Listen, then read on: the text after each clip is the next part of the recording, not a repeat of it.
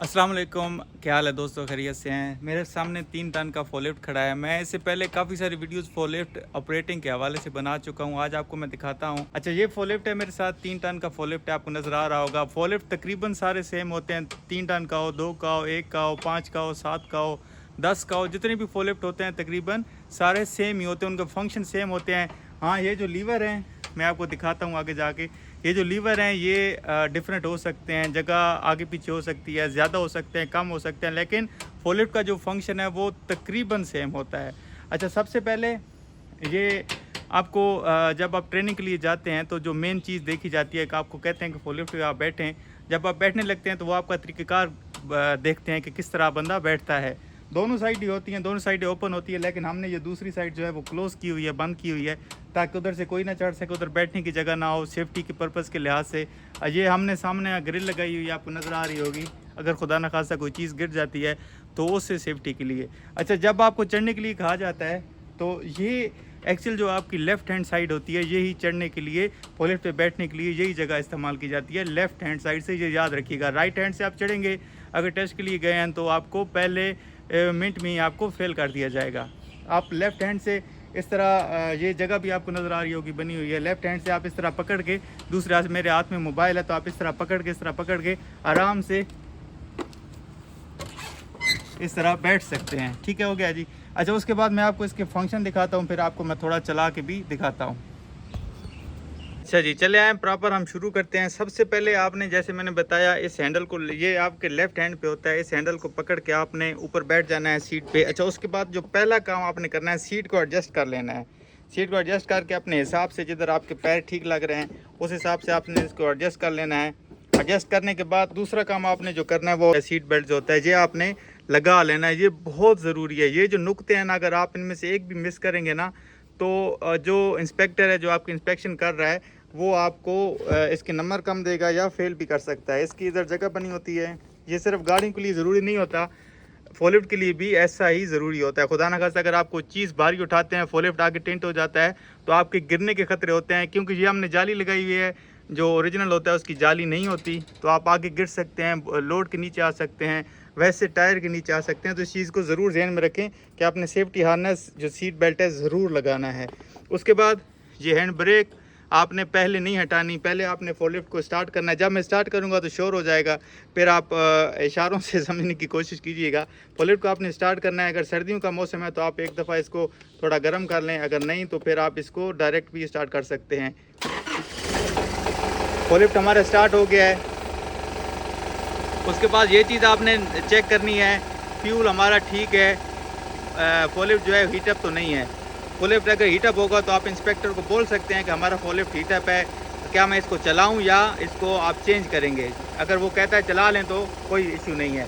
उसके बाद आपने ये चेक कर लेना है, एक्सीलेटर है, ये है 3 नंबर पे, ये क्लच है, ये ब्रेक है। ये क्लच भी होता है, ब्रेक भी होती है, ये सिर्फ क्लच है। ये एक्सीलेटर है, एक्सीलेटर, ब्रेक और ये क्लच और ब्रेक। नॉर्मली यही इस्तेमाल होता है जब आप ज़्यादा उतराई उतर रहे हो या चढ़ाई चढ़ रहे हो, तो ये भी इस्तेमाल होती है, लेकिन ज़्यादातर आम फंक्शन में ये ब्रेक इस्तेमाल होती है, जिसके साथ क्लच भी होता है। ठीक हो गया जी। उसके बाद हमने ये चेक कर लेना है सब ठीक काम कर रहा है। उसके बाद हमने ब्रेक को हटा देना है। ठीक हो गया।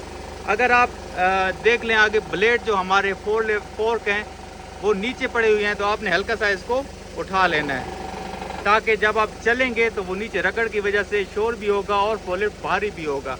आपने हल्का सा इसको उठा लेना है। इधर भी निशान बने होते हैं, ये देखें, इधर भी निशान बने होते हैं। अगर निशान नहीं भी हैं तो वैसे भी जो येलो कलर होता है वो जो फोर्क हमारे होते हैं, जो ये जो बड़ा सिलेंडर है इसको आगे पीछे करने के लिए होता है, इस तरह आगे, इस तरह ऊपर करने के लिए होता है। ये जो होता है ये बिल्कुल सीधा ऊपर सीधा नीचे। ये जो होता है ये ब्लेड को सिर्फ थोड़ा सा ऊपर उठाता है, फिर थोड़ा सा नीचे करता है, ये वाला येलो वाला। आपने हल्का सा इसको ऊपर कर लेना है।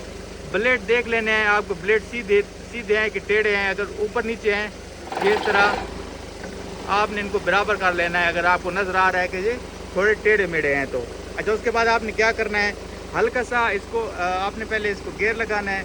इसका ये गियर है आगे और ये पीछे।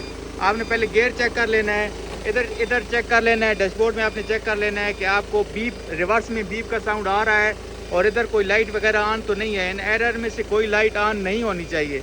उसके बाद आपको रिवर्स में बीप का साउंड सुनाई देना चाहिए। अगर नहीं सुनाई दे रहा तो आप इसका कह सकते हैं कि हमें बीप का साउंड नहीं हो रहा रिवर्स में। आपका जो इंस्पेक्टर है वो बोलता है ठीक है तो फिर चलने दें। न्यूट्रल में करके चेक करें, आपकी ये जो लाइट है न्यूट्रल की ये जलनी चाहिए। उसके बाद आप फॉरवर्ड एक दफ़ा चेक करें क्लच पे पैर रख के, ये मैं क्लच पे पैर रख के कर रहा हूँ। आप इसको फॉरवर्ड में करें, हल्का सा क्लच से पैर उठाएं, फुल लिफ्ट चल रहा है, ठीक है चल रहा है, एक्सीलेटर ठीक काम कर रहा है, ठीक काम कर रहा है। अच्छा उसके बाद आप इंस्पेक्टर की इजाज़त से जो आपका टेस्ट ले रहा है उससे बोलें जी मैं ड्राइव कर सकता हूँ, ऑपरेट कर सकता हूँ। अगर वो बोले ऑपरेट कर सकते हैं तो आप आगे जा सकते हैं। हम इसको गियर फॉरवर्ड करेंगे, हल्का सा इसको हम देखें, हम इसको क्लच से हल्का सा पैर उठाएंगे तो ये ऑटोमेटिकली नॉर्मल स्पीड में खुद ही चलने लग जाता है। आपको ज़्यादा ज़रूरत तब होती है जब आपने लोड उठाया होता है। मैंने एक्सीलेटर पे पैर नहीं रखा, ये देख लें, लेकिन फुल लिफ्ट हमारा चल रहा है, ये देखें। तो ये इतनी स्पीड में नॉर्मल ये चलता रहता है, ये ऑटोमेटिकली एडजस्ट स्पीड होती है। अगर हाँ आपने वज़न उठाया है तो फिर ये नहीं चलेगा, फिर आपको एक्सीलेटर देना पड़ेगा। तो ये अभी हमारा फुल लिफ्ट चल रहा है, आपको नज़र आ रहा है।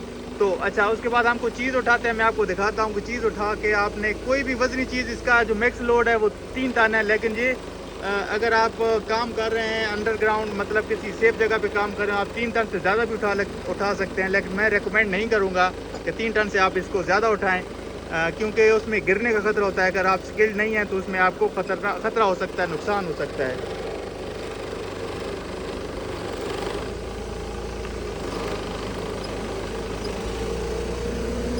तो मिसाल के तौर पे ये हमारे पास ये रेड बॉक्स आपको नज़र आ रहा है, ये लगभग 1 टन से ज़्यादा का होगा, इसमें सामान भी पड़ा हुआ है। तो हमने देखना है कि इसको उठाना किस तरह है, ठीक है। पहले आपने जो फोर्क की स्पेस है वो देख लेनी है। आपको ब्लेड का जो स्पेस है नज़र आ रही है कि वो खुले हुए सही हैं, मिकदार उनकी सही है। इस हमारे केस में ये देखें, जो उसकी नीचे जगह बनी हुई है ना, वो थोड़ी ब्लेड से ज़्यादा है, लेकिन आप फिर भी इस केस में उठा सकते हैं। लेकिन अगर आप चाहें तो ब्लेड को थोड़ा सा खोल भी सकते हैं। तो इस केस में हमारा जो बॉक्स है वो हम इस केस में उठा सकते हैं, आराम से उठा सकते हैं। तो इसमें हम देखेंगे, इसका लेवल देखेंगे, ताकि कोई किसी चीज़ में रगड़ ना हो, किसी चीज़ से शोर ना हो, और इंस्पेक्टर को ये ना लगे कि हम पहली बार चला रहे हैं। ईज़िली देख लें ताकि उससे रगड़ ना खाए, क्योंकि नीचे काफ़ी स्पेस है। तो हमने देख लेना है, अगर आप कोई ऐसा ठोस वज़न उठा रहे हैं तो आपने कोशिश करनी है कि ये जो येलो ब्रैकेट है इससे जो लोड है वो हमारा टच हो जाए, ताकि अगर आप इस तरह उठाते हैं तो जो येलो ब्रैकेट है वो सहारे से उसको पीछे ना आने दे और पीछे स्लिप ना होने दे, क्योंकि बाज़ औक़ात कुछ ऐसी चीज़ें होती है जो स्लिप होकर गिर भी सकती हैं। तो कोशिश करेंगे जब भी आप लोड उठाने की कोशिश करें तो ये जो हमारी येलो ब्रैकेट है इससे हमारा लोड टच हो जाए, इससे टक्कर खा जाए और पीछे ना आए और आगे भी ना जा सके। आपने फिर इस तरह इसको थोड़ा सा ऊपर उठा लेना है। हमारा जो लोड है अभी इस कंडीशन में है, इस कंडीशन में है, और पीछे येलो ब्रैकेट से टच हो रहा है, तो उस सूरत में हमारा लोड बिल्कुल सेव है, 100% सेव है। आपने क्या करना है, अपनी सिचुएशन देख के, अभी मेरे सिचुएशन में मुझे रिवर्स जाना है, तो मैं इस तरह मैं जा रहा हूँ रिवर्स, ये देखें, रिवर्स जाके थोड़ा फुल लिफ्ट को सीधा करके तो मैं आगे इसको ड्राइव कर सकता हूँ। आप इसको जिधर भी लेना चाहें ले जा सकते हैं, अपने इलाके की, एरिया की। अगर आप सड़क पे हैं तो फुल लिफ्ट की स्पीड चेक कर लें, किसी फैक्ट्री में काम कर रहे हैं तो वहाँ भी स्पीड मेंशन होती है, चेक कर लें कि फुल लिफ्ट की कितनी स्पीड अलाउ है, उस हिसाब से आप इसको चला सकते हैं। क्योंकि हमारा तो सारा दिन यही काम होता है, तो हमारा तो हाथ बैठा हुआ होता है। हर फुल लिफ्ट का अपना एक स्टाइल होता है, फुल लिफ्ट सेम होते हैं, लेकिन उस पर हाथ बैठ जाए तो आप इजीली उस पर काम कर सकते हैं। एक हाथ से भी काम कर सकते हैं, दोनों से भी इजीली काम कर सकते हैं। तो ये देखिए, ये मैंने लोड उठाया था, एक चक्कर लगाया है और घूम के हम फिर वहीं जाके लोड रखते हैं जहाँ से हमने उठाया था। उधर से हमने लोड उठाया था, हम वहीं जाके उसको वापस रखते हैं।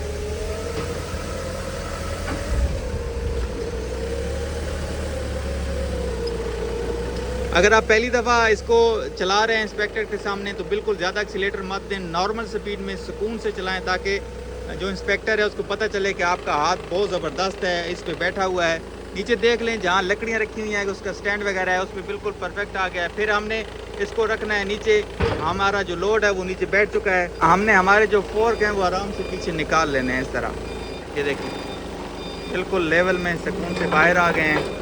तो उसके बाद हमने, अगर वो कह ले कि बस आप पार्किंग कर दें, तो आपने अमूमन फैक्ट्रियों में टेस्ट वाली जगह पे ब्रैकेट सी बनी होती है येलो कलर की, जिसमें आप फुल लिफ्ट पार करने की जगह बनी होती है। आप उसमें जाके बिल्कुल देख लें सुकून से, सीधा उसमें इस तरह जाके पार कर दें। पार करने के बाद आपने क्या करना है, जो ब्लेड है उनको सीधा ज़मीन पे उतार देना है। आगे से उठी हुई नहीं होनी चाहिए, नीचे बैठी हुई नहीं होनी चाहिए। पूरे बिल्कुल इसकी जो ब्लेड है बिल्कुल लेवल में आपने नीचे कर देने हैं।